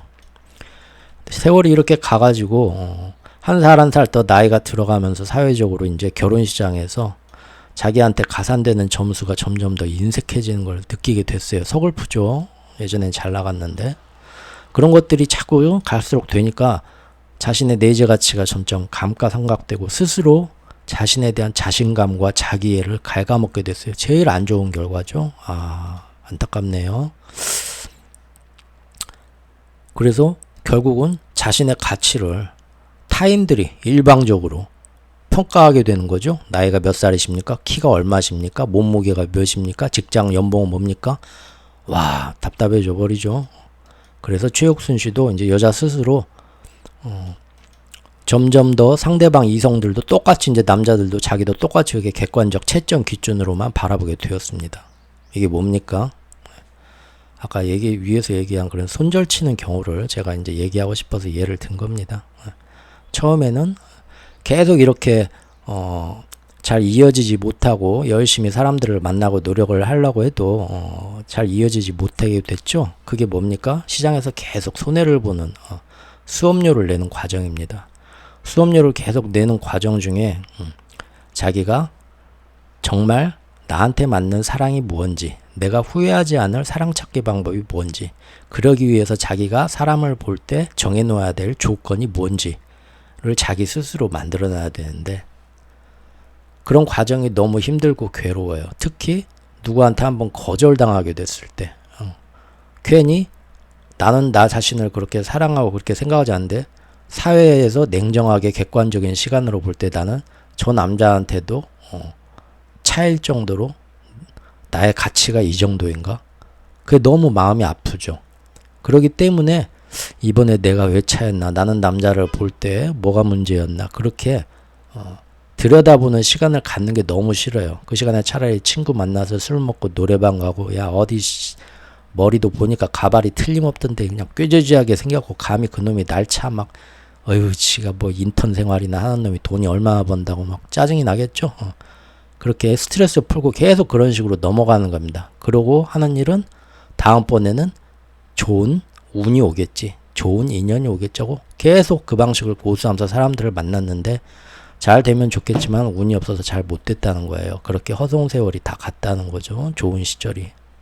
마찬가지입니다. 수업료를 이렇게 내면서 투자를 하게 되는데 자기만의 어떤 이제 그 비율을 가지려는 노력보다는 계속 이 사람이 가도 더 좋은 인연이 다음번에 오지 않을까? 저 사람이 대단한 사람이라는데 이렇게 제가 여기에 대해서는 제 블로그에 결국 믿을 건 나밖에 없다 추천글에 있죠. 월가의 대단한 그 우리가 정말 존경에 맞지 않는 그 대단한 요즘 팬데믹 이후로 나온 스타들부터 해서 그 사람들이 실제적으로 몇 년 동안 얼마나 그 사람들도 사람들한테 이게 좋다 말하고 이런 식으로 주장을 했지만 그것 때문에 얼마나 손해를 봤나. 결국은 승률 따져보고 타점 따져보면 여러분들 깜짝 놀랄 정도로 믿을 건 나밖에 없구나. 내 스스로 내가 무장하고 무장을 갖추고 업그레이드 되고 자꾸 여러 사람들이 모두 나의 스승이다 보면서 나만의 뭔가를 뼈대를 이뤄가야겠구나. 그거를 한시라도 빨리 깨닫는 게 중요한 것 같다라고 제가 추천글에 그 나중에 영상 밑에 링크 한번 또 달아놓겠습니다. 더보기란에. 예. 그 얘기입니다. 그래서 결국 최옥순 씨가 이렇게 자신의 내면 스스로도 완전히 납득하지 못하는 다른 사람이 그 가치를 재정의해준 남의 말만 믿고 사랑은 이 정도는 해야 안전하다 라는 것에 시간을 다 뺏기는 동안 그녀는 자신 스스로 자신만의 사랑에 대한 정의와 가치를 만들어내야 하는 소중한 시간, 젊음을 허송세월로 보내게 됩니다. 수업료를 계속 내고 있지만 배우지를 못하는 상태죠. 예. 여러 번의 사랑과 실패를 통해서 내면이 성숙해지면서 스스로가 관념으로만 정의했던 사랑과 실제로 펼쳐지는 사랑과의 괴리에 대해서 왜 이러지? 아파하고 그 괴리감을 좁히기 위해서 사색하고 그리고 스스로가 정당화할 수 있는 사랑에 대해서 자신만의 가치관을 가지고 그것을 이제 21세기의 대한민국이라는 특정 사회 안에서 자신이 되고자 하는 모습, 펼치고자 하는 인생과 사랑의 모습과 그런 비전 속에서 이 특정 사회 안에서는 그걸 나름대로 어떤 모습으로 펼쳐갈지를 진지하게 고민하고 그 방향성을 잡으면서 그게 바로 남자 보는 눈이 생기는 거죠. 한마디로. 그런 인생을 가졌어야 되는데 이게 사실 인생의 아주 크고 중요한 부분인데 그것에 대해 탐구하고 주관을 이루려는 노력은 거의 안 한 거죠. 사랑도 마찬가지고 제가 볼 때는 인생에서 죽음도 마찬가지입니다. 왜 사랑과 죽음이 중요하냐? 인생에서 사실 우리가 뭐 여러 가지를 따지지만 뭐 간단하게 얘기해서 다들 원하는 건 행복이잖아요. 근데 행복이라는 거는 지금 몇 억을 가졌다고 행복한 게 아니고 그걸 돈을 쓰는 순간이든 밥을 먹는 순간이든 아무것도 안 하고 있는 순간이든 자기의 마음이 그 순간에 행복을 느껴야 됩니다. 그렇죠? 근데 행복을 느끼게 하는데 가장 중요한 것이 사랑이고 연인이고 그 다음에 아무도 생각 안 하고 있지만 죽음을 어떻게 준비하고 어떤 식으로 마무리할지를 자기가 거기에 대한 가치관을 가지고 시간이 가면서 이제 거기에 대해서 준비를 하고 있어야 돼요. 그러지 않으면 여러분 죽음이 갑자기 닥쳐오게 됐을 때 여러분 어떤 식으로 사후 세계나 아니면은 뭐 저기 그 두려움과 어떤 식으로 자기한테 그거를 납득시키고 해석하겠습니까? 아무도 대부분 그 준비 못하고 갑니다. 심지어 종교인들조차도. 왜? 그 종교 교리에 대해서 정말 아까 지금 이 최옥순 씨의 사랑처럼 자기만의 가치관으로 내재된 게 아니라 그냥 그런 다 하니까 그런가 보다 하고 자기도 따라온 건데 죽음이 다가오면서 스스로 이제 불안해집니다. 여기 지금 손절치는 경우처럼 의심이 생기고 확신이 안 생기고 이게 뭐지? 하면서 안타까운 순간들을 많이 보게 돼요. 죽음을 옆에서 보면. 어쨌든 뭐 옆길로 또 잠깐 샜는데요. 그렇다는 거죠. 그래서 사실상 투자가 어느덧 투기가 되고 도박이 되고 그 와중에 자기가 마음을 안 다치기 위해서 그 돈에 아주 그 손해보면서 아팠던 그 순간을 다시 경험을 하지 않기 위해서 자동 손절을 걸어놓고 하는데 그게 자꾸 또 놓친 돈에 대해서 자기가 폭등을 놓쳤던 그 이익을 제대로 못 찾아 먹었던 거에 대해서 또 후회가 생기면서 손절 라인을 또 막 바꿔보고 방법을 바꿔보고 매수매도를 바꾸다가 점점 단타의 세계로 가고 어느덧 이제는 뭐 기업 가치나 뭐 자기가 보는 시장의 뷰는 이제 뒷전으로 몰리고 순전히 차트만 쳐다보면서 투기가 되고 도박이 되고 하는 이런 그러면서 경제적 여유와 삶의 여유라는 애초의 목적은 뒤로 가면서 거의 준 전업 투자자가 돼버리면서 또 다른 직업이 돼버리는 경우인데요. 최옥순 씨 역시 마찬가지로 결국은 안 좋은 그런 만남이 제대로 좋은 결과로 성사되지 않아서 자존심과 어떤 자괴감의 어떤 상처를 받으면서 그런 순간이 오게 된 게 그 돈을 잃어서 손해를 봤던 그 순간하고 똑같죠. 근데 그거를 내가 지금 사랑에 대한 가치, 사랑 찾는 거에 대해서 제대로 내 스스로 개인적으로 만족할 만한 올바른 방법으로 내가 지금 이거를 계속 가고 있나 의문하고 거기에 대해서 궁리해 보기보다는 일단은 그 상대방한테 거절당했다는, 사회적으로 자신의 어떤 그 결혼 시장에서 가치가 더 줄어들었다는 그 마음의 아픔 때문에 그거를 잊기 위해서 마치 그 손절 라인을 다시 정하고 뭐 매도 전략을 다시 짜는 것처럼 친구 불러서 술 먹고 뒷담화하고 노래방 가고 그 다음에 성형외과 가서 어디를 좀 더 손 대볼까 그러면서 계속 반복적인 수업료를 내게 된다는 것을 제가 말씀드리고 싶었던 겁니다. 그러던 어느 날 최옥순 씨가 아주 좋은 어떤 그 변화를 보이게 됩니다. 그래서 어떤 일을 하게 됐냐면 드디어 지금까지의 그런 사랑 실패에 대해서 진중하게 사색해보는 시간을 가지게 된 거죠. 그래서 지금까지 해왔듯이 외부에서 충고나 조언을 구하지 않고요. 자신의 실패를 분석해달라고 외부에 요청한 것도 아니고요. 본인 스스로 자기 자신의 내면과 경험을 관찰해보기로 한 겁니다. 그것은 굉장히 무척이나 괴로운 여정이에요. 왜냐하면 매번 인정하기 싫었던 자신의 가치나 자존감, 이성적인 매력도 등에 대해서 자기 스스로를 방어하려는 그런 방어 기전 없이 냉정하고 객관적인 시선으로 자기 자신을 들여다봐야 했기 때문이죠. 그런데 막상 그렇게 해보니까요. 그렇게 괴로운 사색을 통해서 자신에 대한 그런 부정적인 감정들을 마주해야 하는 게 생각보다 그리 오래가지 않습니다. 이거 어떻게 비유를 할 수 있냐면요. 여러분, 바퀴벌레 너무 싫죠. 귀신 너무 싫죠. 그런데 그 바퀴벌레를 계속 어떻게든 막 쳐다보지도 않고 나오면 질겁을 하고 죽어라 하는데도 그 바퀴벌레가 그런다고 해서 자기 자신을 떠나지 않아요. 오히려 제가 나를 두려워하는구나. 더 얘들이 간이 커집니다. 귀신도 마찬가지고요. 그런데 그 바퀴벌레라는 공포에 대해서 막 생각하기도 싫지만 들여다보는 겁니다. 이 새끼가 번들번들 징그럽게 생겼는데 어떻게 생겼나? 크기가 얼마나인가? 실제로 날면 얼만큼 날 수 있나? 속도는 얼마나 되나? 가만히 얘가 다닐 때는 어디 수채구멍에서 나와가지고 어디로만 돌아다니는구나. 계속 그렇게 돌아다 보면서 자기의 두려움을 관찰하게 되면 그런 것들이 이제 드디어 보이기 시작합니다. 아, 지금까지 1년을 이 집에서 살면서 몰랐네. 저 수채구멍에서 나와서 이쪽으로 돌아다니네. 생각보다 이놈들이 날 무서워하네. 별거 아니네. 그러면은 그 다음부터는 바퀴벌레를 봐도 그렇게 패닉에 빠지지 않습니다. 귀신을 볼 때도 마찬가지고요. 자기만의 거기에 대한 개념이 박히는 거고 쓸데없는 과한 패닉과 공포가 거쳐지는 거죠. 이처럼 최옥순 씨도 자신이 그렇게 두려워했던 만큼 자기 자신이 생각보단 나쁘지 않다는 거를 알게 돼요. 그리고 여전히 자기 스스로 자신은 충분히 매력적이고 사랑스럽고 또한 이미 예전보다는 훨씬 늙었지만 언제든 숭고한 사랑을 다시 시작할 준비가 되어 있는 그런 마음이 있는 사람이라는 거를 다시 한번 재인식을 자기 스스로 하게 된다고 했습니다. 그래서 그런데 어디서부터 나는 지금까지 시간을 잘못 이렇게 소비하면서 허송세월 보면서 잘못됐나 자꾸 근원으로 들어가 보니까 이러한 잘못된 여정의 가장 첫 단추를 찾아냈어요. 그게 뭐였냐 했더니 사랑에 대한 탐욕이었습니다.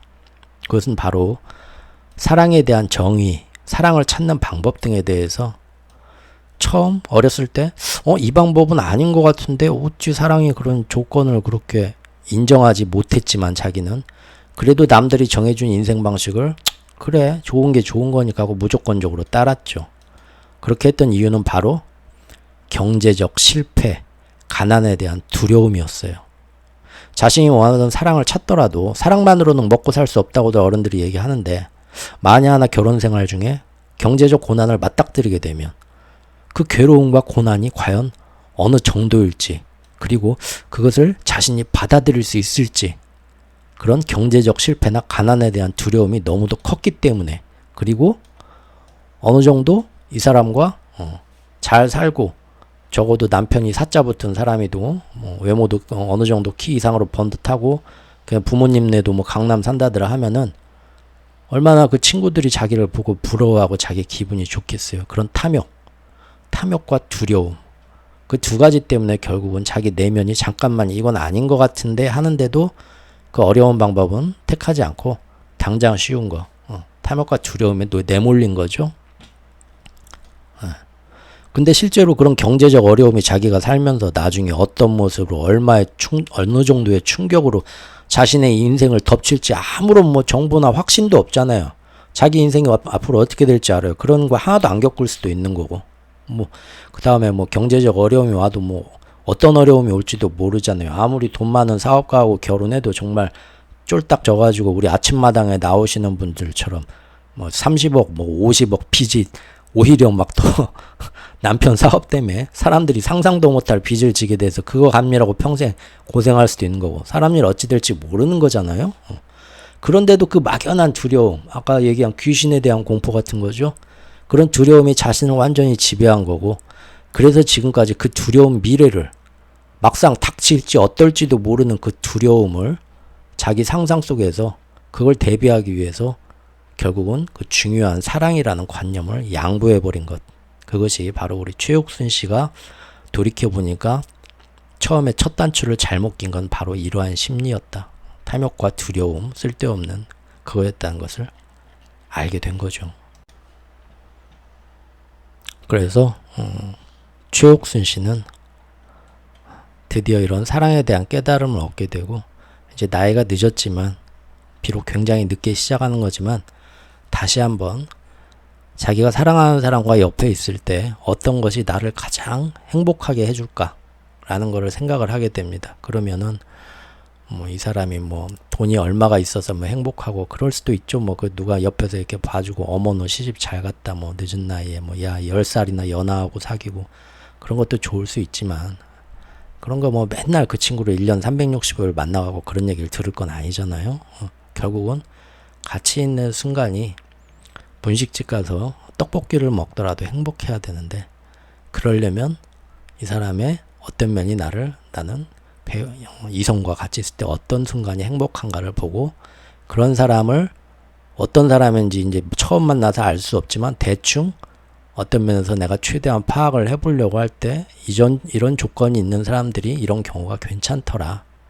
그거를 가장 앞선 우선으로 봐야겠다. 그리고 사람들을 만나가지고는 무조건 이 사람이 내가 원하던 그런 외적인 조건을 갖췄으니까 만나서 대충 별나지만 않으면 내가 희생하고 이 사람한테 맞춰주면서 관계가 잘 유지되도록 해봐야겠다는 게 아니라, 그런 조건이 외적인 조건이 좋더라도 만나서 얘기하면서 아까 말한 자기 그런 내적 내가 만족할 수 있는 그런 성품이나 사랑에 대한 준비 자세를 갖춘 사람인가를 볼 때 그것이 아닌 것 같으면 누구보다도 나 자신을 보호를 해야죠. 나를 사랑하는 사람은 나니까. 그래서 그 사람한테 맞춰주면서 희생하면서 대충 정부치면서 살자가 아니라, 이게 아닌 것 같다 하면은 외부적인 조건은 2차적이 되는 거죠. 그런 식으로 이제 늦었지만 다시 뒤늦게 사랑을 배워가고 자신만의 사랑 가치관을 찾으려고 노력하게 되었다는 겁니다. 해피엔딩인가요? 예. 최옥순 씨가 근데 그런 와중에 심심해서 인생은 사랑만 하고 살 수 없으니까 투자판에 뛰어들었답니다. 예. 그리고 투자에서도 어느 날 뒤통수를 딱 치면서, 야 내가 지금까지 수업료를 내면서 배워온 것이 내가 지금 그동안 사랑을 찾으려고 노력했던 거하고 어쩜 이렇게 비슷하냐 본 거죠.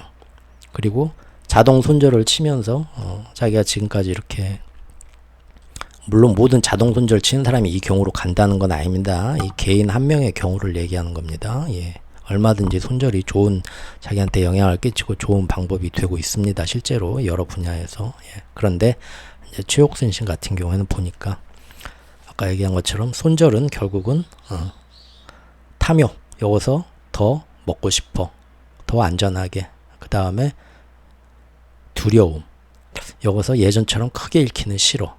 그런 탐욕과 두려움 때문에 결국은 자기 합리화하고 그 이전에 사랑에서 진짜 사랑을 찾기 위한 거를 가장 앞에 둬야겠다 한 것처럼 투자판에서는 시장을 바라보는 나만의 뷰와 그런 공부. 그래서 시장에 대해서 내가 충분히 이런 확신을 가지고 가기 때문에 이런 것들이 정말 전혀 예상 못한 어떤 코로나 바이러스 같은 그런 블랙스완만 터지지 않는다면 이미 다 뭐 부채 한도든 뭐든 뭐 저기 AI가 와서 좀 더 오를 거라는 등 뭐 그런 거 다 예상하고 있었다면 내가 보는 전체적인 시점에서 크게 변할 만한 뭔 사건이 일어나지 않는다면 지금 내가 그 진짜 사랑에 대한 그거에 확신을 가지고 계속 또 다른 사랑을 찾으려고 노력하는 것처럼 이 견해를 유지를 해야겠다라고 투자판에서도 최옥순 씨가 방향을 바꾸게 됩니다. 다만 그게 감당할 수는 있어야겠죠. 아무리 내 마음에 맞는 어마어마한 저기 사람을 찾았다 하더라도 그 사람이 뭡니까?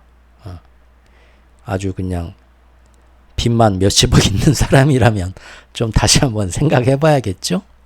정말로 입에 풀칠하기도 힘든 사람이라면.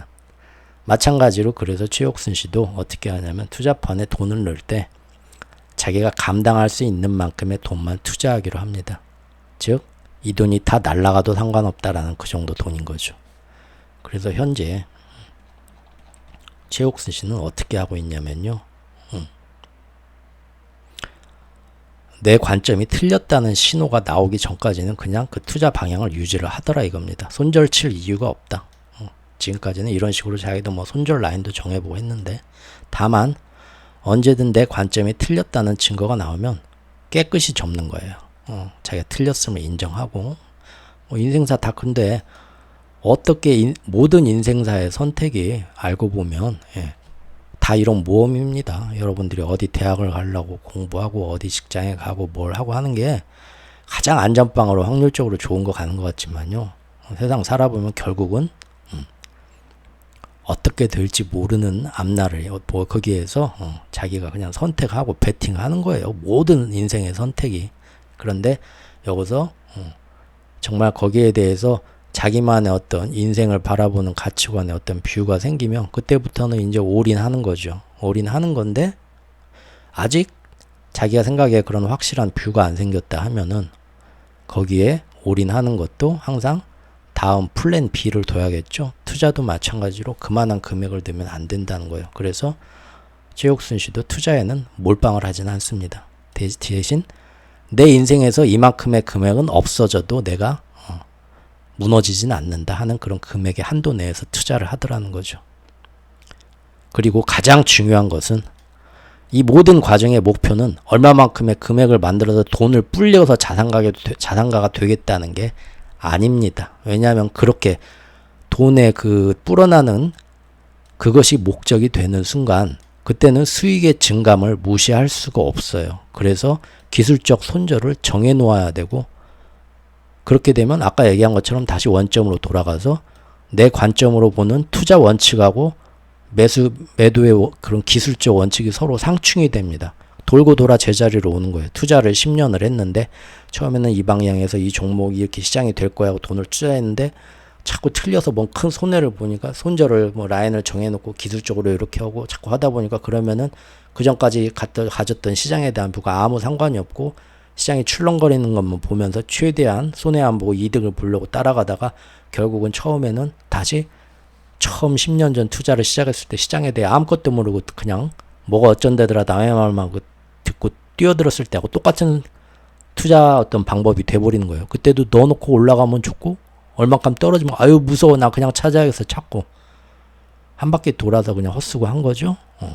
그런 식으로 되더라 이거죠. 그래서 최옥순 씨는 보통 열심히 자기 이제 업그레이드 하려고 많이 노력을 했고요. 그래서 나의 경제 관점이 정해지고 그것이 맞다고 확신이 들면 그 방향대로 투자를 하고요. 그 관점을 철회하기 전까지는 손절하지 않습니다. 대신 이대로 다 없어져도 상관없을 금액을 한도 내에서 투자를 하고 실제로 이대로 다 없어져도 그만이라고 마음을 비우고 사실 거의 들여다보지도 않습니다.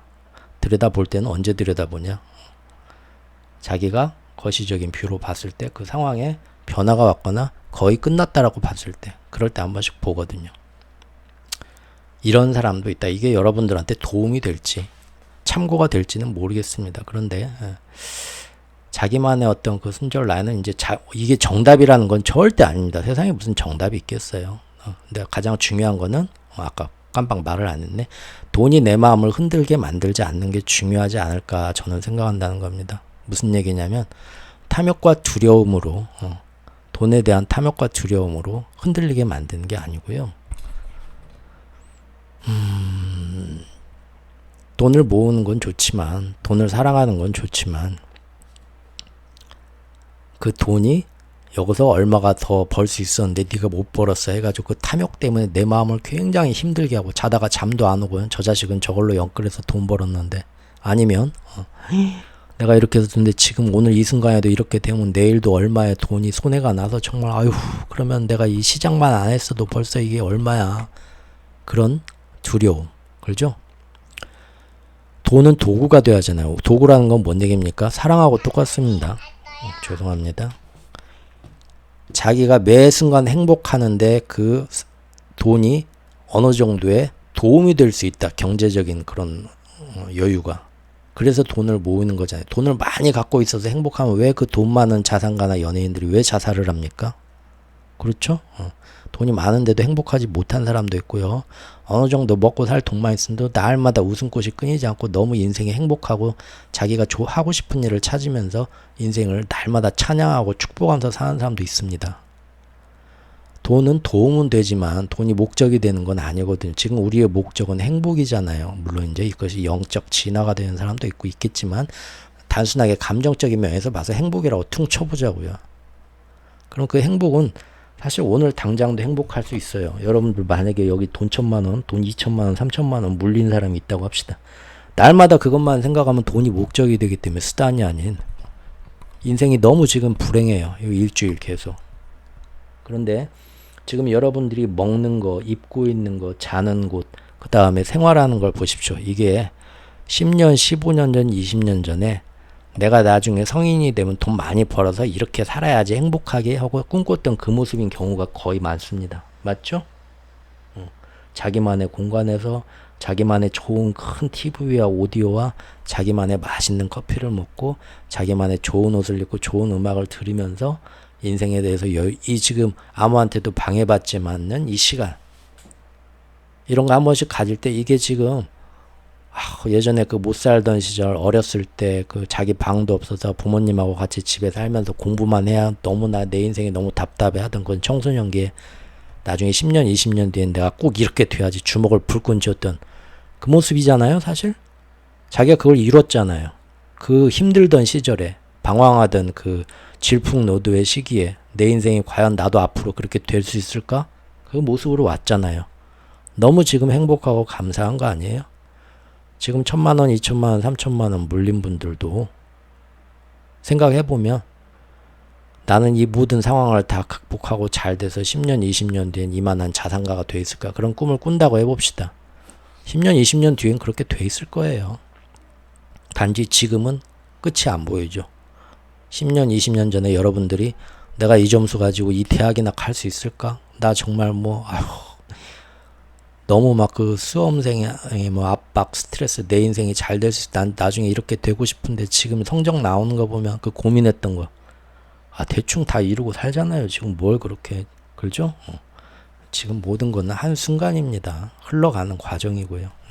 다만, 아까 우리 최옥순 씨의 사랑 체험처럼, 지금 굉장히 이런 식으로 힘들게 하는데 매번 그거를 다 잊어버리고 밖에 내가 술 한잔하고 친구 만나 노래방 가고 하고 잊어지게 되면 수업료는 계속 내게 되고 그 술이 다 깼을 때 이 괴로움, 돈에 대한 괴로움은 계속 나를 압박합니다. 10년, 20년.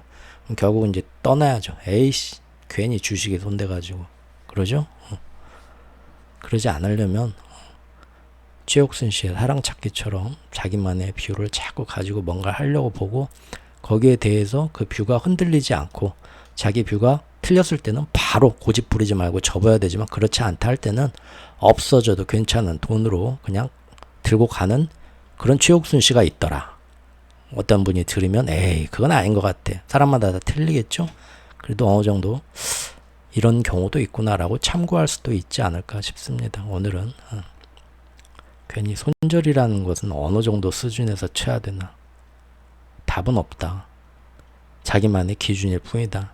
어느 정도 수준에서 손절 쳤을 때 수익률이 제일 좋았다. 그런 거는 뭐 나중에 저기 어마어마한 인공지능이나 슈퍼컴퓨터 나오면 한번 물어보시고요. 그 전에는 결국 자기만의 기준인데 중요한 거는 행복을 최우선 가치로 뒀을 때 돈 때문에 바퀴벌레나 그 귀신을 무서워하는 것처럼 돈이 내 마음을 지배하고 쥐고 흔들게 한다는 거는 이거는 지금 본말이 전도된 겁니다. 그럼에도 불구하고 돈에 대해서 투자를 하겠다 할 때는 이 돈은 여기서 다 까먹어도 그만이라는 자기가 감당할 수 있는 돈이 내 마음을 흔들 수 없는 그 금액 안에서 사람마다 그거는 이제 시간 자기가 어느 정도 이제 내면이 어느 정도냐에 따라서 경험이 어느 정도 틀리겠죠. 항상 그 정도만 투자를 하고 그리고 이 사람 저 사람 말 듣고 여기저기 갔다가 아니면은 손절은 여기서 쳐야 되나 고민하면서 본말이 전도되게 하는 것보다는 자기만의 뷰를 보고 그게 이제 그걸 만들고 그게 바뀌기 전까지는 없어도 그만할 돈으로 들고 가는 것도 어떻겠는가. 근데 그런다고 해서 그러면은 그게 정말 나중에 그런 식으로 몇 번 해갖고 계속 꼴딱 다 잃게 되면 어떠나요 하면은 그러면 인생에 보장 서주는 사람은 사실 아무것도 없다. 인생은 사실 아무도 보장 안 서주고 있어요. 그렇게 될 수도 있는 거예요. 아까 그 최옥순 씨가 사랑을 찾을 때 자기가 인생 어떻게 살지도 모르는데 나중에 남들 말만 들어보니까 이렇게 살다가 나중에 경제적으로 최소한 이 정도 되는 사람 만나지 안 그러면 큰일 난다더라 하니까 그 무서워서 두려움으로 자기한테 어떤 종교를 강요하는 거죠. 너 이러면 천국 못 가 하고는 똑같은 겁니다.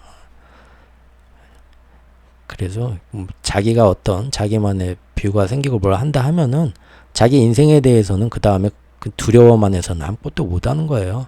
그리고 실제로 세상이 무너질 것 같아도 이 세상에 인간으로 태어난 우리 대한민국에 태어나신 분들은 그분이 뭐 공부를 잘했고 못했고 뭐 학벌이 어느 정도 상관없이 굉장히 이 우주에서 축복받은 존재로 태어나가지고 이 인생은 자기가 그런 두려움만 없으면 다 잘 되게 돼 있습니다. 무조건. 바로 여러분들이 십몇 년 전 질풍노도의 시기에 내 인생이 과연 지금 핫빠진데 이렇게 될 수 있을까 고민했는데 사실 그때 원했던 행복한 순간들은 지금 거의 다 누리고 있잖아요. 대부분이. 다 그렇게 가는 거기 때문에 감히 저 말고 우리 오늘 저의 라디오에 익명으로 출연해 주신 우리 최옥순 씨가 자기는 사랑도 투자도 이런 식으로 하고 있다. 이것이 그런데 정말로 돈을 따졌을 때 가장 많은 돈을 모을 수 있는 방법이냐? 그거는 아무도 말 못하고 여기에 대해서 딴 사람이 뭔 말을 해도 그거는 자기가 볼 때는 앞뒤가 맞지 않던다. 다만 돈이 내 마음을 흔들지 않는 범위에서 본말이 전도되지 않도록 설정을 정해놔야 되지 않냐. 그런 말이었습니다. 날이 갑자기 더워졌는데 다들 건강 조심하시고요. 또 행복한 하루하루들 보내시기 바라겠습니다. 감사합니다.